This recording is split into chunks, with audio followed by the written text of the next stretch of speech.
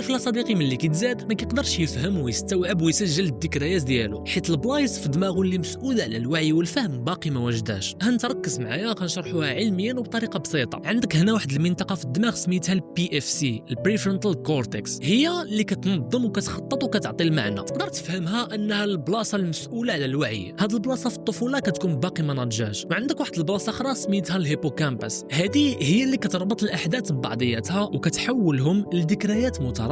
حتى هي في الاول كتكون باقي ما نضجاش. وشنو كيعني هادشي؟ الطفل ما كيقدرش يفهم ويستوعب داكشي اللي كيعيشو، ما كيقدرش يسجل الاحداث كقصص وذكريات، ولكن كاين واحد النظام كيكون خدام من اول لحظه فتحتي فيها عينك، هو النظام الحوفي الليمبيك سيستم، وخصوصا واحد البلاصه صغيره فيه سميتها الاميغدلا. هاد البلاصه دايره بحال جرس انذار، هي المسؤوله على الاستجابه العاطفيه من اول لحظه في حياتك، وهي كتراقب الاصوات، النبره، التوتر، الغضب وحتى الهدوء، وكتسجل كل شيء. كتسجل على شكل اشارات وردات فعل تلقائيه اللي غيبقى يديرها جسمك فاش يتلقى داك الاشاره. والنتيجه الطفل كيحس بكل شيء ولكن ما كيفهم والو.